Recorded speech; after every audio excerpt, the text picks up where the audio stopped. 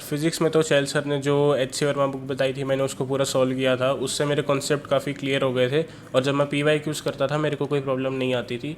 Similarly Vinod sir ने chemistry के अंदर 3 बुक्स बताई थी, MS Chauhan, VK Jaiswal, NMS3, physical organic inorganic के लिए। तो इनको करने के बाद मेरे हिसाब से कोई भी एक्स्ट्रा करने की ज़रूरत नहीं पड़ी मेरे को।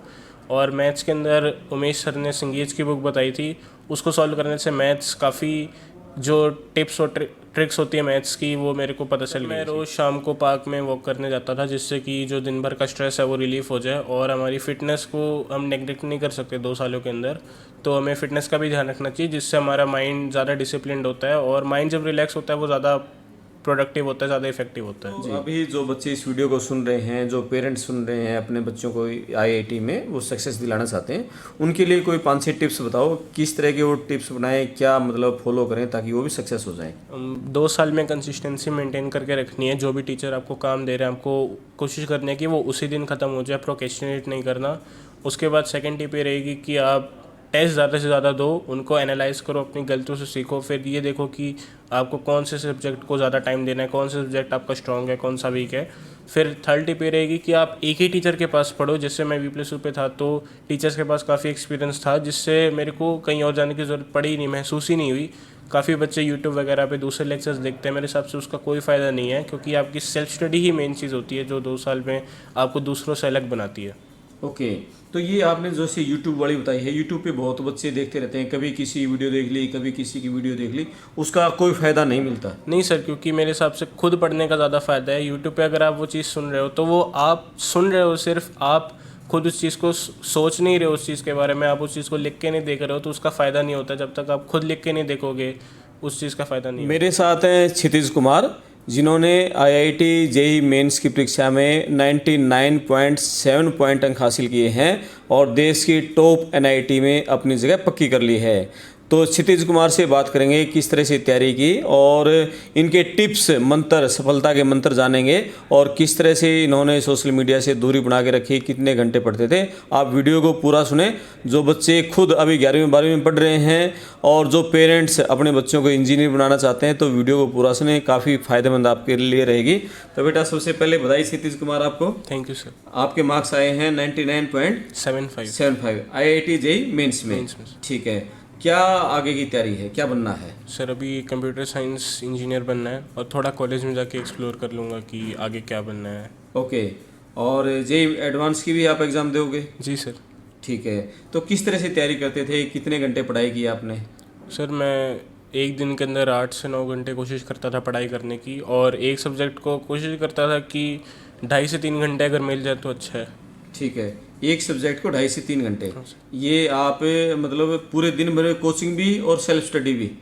सर मतलब अभी लास्ट के दिनों में जब कोचिंग ख़त्म हो गई थी, जब सिलेबस पूरा हो गया था, उसमें मैंने ऐसा ही शेड्यूल था कि 9-10 घंटे पढ़ रहा था मैं और 3 घंटे हर सब्जेक्ट को दे रहा था, जब रिवीजन का टाइम था जनवरी के अंदर। ओके, पूरे दिन भर का शेड्यूल बताओ, सुबह से शाम तक का शेड्यूल क्या रहता था आपका? सर 6 बजे उठता था मैं और 6:15 से 8:15 पढ़ाई करता था। उसके बाद मैं 8:30 से 12 बजे तक पढ़ाई करता था, फिर ब्रेक ले लेता था लंच के लिए। फिर उसके बाद दोपहर के अंदर कोई भी 2.5-3 घंटे पढ़ना, और यही चीज़ शाम को भी कि कोई फिक्स नहीं है, लेकिन 1.5 से 2 घंटे शाम को पढ़ना है। ऐसा कोई फिक्स नहीं था कि मेरे को इतने से इतने पढ़ते हैं, बस ये था कि 8-9 घंटे में पढ़ लूँ दिन में। ओके, तो जैसे आप है ना, बहुत सारे बच्चे क्या करते हैं, सोशल मीडिया पे रहते हैं और यूट्यूब से वीडियोस देखते हैं। आपका कोचिंग सेंटर का और घर की सेल्फ स्टडी का उसका कितना योगदान है? सर यूट्यूब से, सोशल मीडिया से सर मैं मिनिमाइज़ करने की कोशिश करता था, और मतलब अगर कभी मन किया तो बहुत कम चलाता था, क्योंकि जिससे मेरा पढ़ाई डिस्टर्ब ना हो। अपना सेल्फ डिसिप्लिन की इम्पोर्टेंस है पूरी प्रिपरेशन में, तो मैंने उसी को फॉलो किया और सोशल मीडिया से जितना कम हो सके उतना कम करने का ट्राई किया। ठीक है, और अभी हम हरियाणा के जींद जिले में हैं। V+U कोचिंग इंस्टीट्यूट है और पूरे हरियाणा में सबसे ज़्यादा मतलब जो बच्चे हैं IIT के, नीट के, वो यहाँ से निकलते हैं। तो यहाँ V+U में आपने कब से तैयारी शुरू की थी? सर मैं 9th से V+U में हूँ, और 9th से आने का बेनिफिट ये हुआ कि मेरे को पता लग गया कि आगे कैसा कंपटीशन है। टीचर्स का एक्सपीरियंस यहाँ पे 25 ईयर्स प्लस है, तो उस चीज़ का मेरे को पता लग गया था कि मेरे को 9th में ही मेरे को समझ में आ गया था कि मेरे को IIT JEE की तैयारी करनी है। ओके, यानी बहुत सारे बच्चे तो 11वीं में ही तैयारी करते हैं, तो 9th में कितना बेनिफिट रहता है? सर काफ़ी बेनिफिट रहता है, आपको पता लग जाता है कि कैसी तैयारी करनी है और कितना ज़्यादा कंपटीशन आपको फेस करना है, उसका बहुत बेनिफिट मिल जाता है। यानी कि उसको पता लग जाता है कि आगे 11वीं में कौन सी स्ट्रीम लेनी है, कहाँ जाना है, और भाई ये स्ट्रीम लोगे तो कहाँ तक आप पहुँच सकते हो, हैं। जी सर। यानी कि बच्चों को 9th में टारगेट फिक्स कर लेना चाहिए, हाँ सर। लेकिन ज़्यादा स्ट्रेस लेने की जरूरत नहीं है। नहीं, 9th-10th के अंदर मेरे हिसाब से आप मतलब हल्का फुल्का पढ़ाई कर रहे हो, ठीक है चलेगा वो, लेकिन आपको 11th-12th में काफ़ी ज़्यादा मेहनत करनी होती है, तो आप वहाँ पे अगर आप एनर्जी सेव कर रहे हो तो 11th-12th में उसको यूज़ करना आपकी रिस्पॉन्सिबिलिटी बन जाती है। ठीक है, तो यानी कि जैसे कोचिंग सेंटर पे UP+U में आप आते थे, यहाँ कितने घंटे पढ़ते थे, यहाँ क्या क्या पढ़ते थे, डाउट किस तरह से क्लियर करते थे, वो बताओ। सर यहाँ पे 1-1.25 घंटे की जब क्लास ख़त्म होती थी तो मैं अगर कोई डाउट आ रहा है मेरे को तो मैं तुरंत टीचर से डिस्कस कर लेता था। ऐसा नहीं होता था कि मैं उस डाउट को अगले क्लास के लिए छोड़ दिया या कभी बाद में पूछ लेंगे व्हाट्सएप वगैरह पे, नहीं, मैं फेस टू फेस इंटरेक्शन से हमें जल्दी समझ भी आता है और वो तुरंत डाउट खत्म हो जाए तो फिर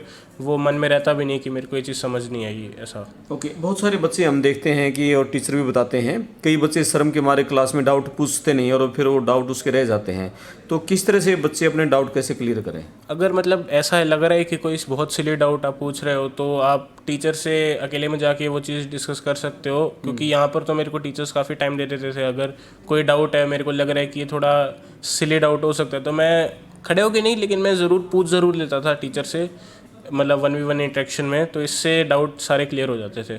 ओके, और उसके बाद जैसे यहाँ आपने डाउट क्लियर कर लिया, घर पे जाके कैसे पढ़ाई करते थे? यहीं वाला रिवीजन करते थे या फिर नया पढ़ते थे?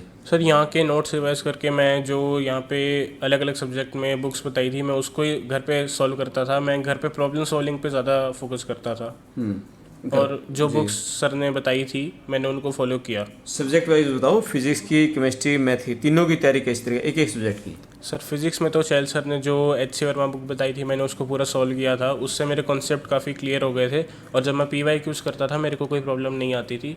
सिमिलरली विनोद सर ने केमिस्ट्री के अंदर 3 बुक्स बताई थी, MS Chauhan, VK Jaiswal, N Awasthi, physical organic inorganic के लिए, तो इनको करने के बाद मेरे हिसाब से कोई भी एक्स्ट्रा करने की ज़रूरत नहीं पड़ी मेरे को। और मैथ्स के अंदर उमेश सर ने संगीत की बुक बताई थी, उसको सॉल्व करने से मैथ्स काफ़ी जो टिप्स और ट्रिक्स होती है मैथ्स की वो मेरे को पता चल गई थी। ओके, तो एक एक सब्जेक्ट के ऊपर कितना कितना घंटा देते थे?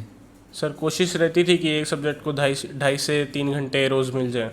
ओके, एक सब्जेक्ट को 2.5 से 3 घंटे पूरा दिन भर में? जी सर। तो ये बताओ, जैसे इतने घंटे आप पढ़ते थे कोचिंग सेंटर पे, फिर घर पे पढ़ना, खुद को कितना टाइम देते थे? सर मैं रोज़ शाम को पार्क में वॉक करने जाता था जिससे कि जो दिन भर का स्ट्रेस है वो रिलीफ हो जाए, और हमारी फ़िटनेस को हम नेगलेक्ट नहीं कर सकते 2 सालों के अंदर, तो हमें फ़िटनेस का भी ध्यान रखना चाहिए जिससे हमारा माइंड ज़्यादा डिसिप्लिन्ड होता है और माइंड जब रिलैक्स होता है वो ज़्यादा प्रोडक्टिव होता है, ज़्यादा इफेक्टिव होता है। जी, अच्छा, तो अभी जो बच्चे इस वीडियो को सुन रहे हैं, जो पेरेंट्स सुन रहे हैं, अपने बच्चों को IIT में वो सक्सेस दिलाना चाहते हैं, उनके लिए कोई 5-6 टिप्स बताओ, किस तरह के वो टिप्स बनाएं, क्या मतलब फॉलो करें ताकि वो भी सक्सेस हो जाएं? 2 साल में कंसिस्टेंसी मेंटेन करके रखनी है, जो भी टीचर आपको काम दे रहे हैं आपको कोशिश करनी है कि वो उसी दिन ख़त्म हो जाए, प्रोक्रेस्टिनेट नहीं करना। उसके बाद सेकंड टिप ये रहेगी कि आप टेस्ट ज़्यादा से ज़्यादा दो, उनको एनालाइज करो, अपनी गलतियों से सीखो, फिर ये देखो कि आपको कौन से सब्जेक्ट को ज़्यादा टाइम देना है, कौन सा सब्जेक्ट आपका स्ट्रॉन्ग है, कौन सा वीक है। फिर थर्ड टिप ये रहेगी कि आप एक ही टीचर के पास पढ़ो। जैसे मैं V+U पे था तो टीचर्स के पास काफ़ी एक्सपीरियंस था जिससे मेरे को कहीं और जाने की ज़रूरत पड़ी ही नहीं, महसूस ही नहीं हुई। काफ़ी बच्चे यूट्यूब वगैरह पे दूसरे लेक्चर्स देखते हैं, मेरे हिसाब से उसका कोई फ़ायदा नहीं है, क्योंकि आपकी सेल्फ स्टडी ही मेन चीज़ होती है जो 2 साल में आपको दूसरों से अलग बनाती है।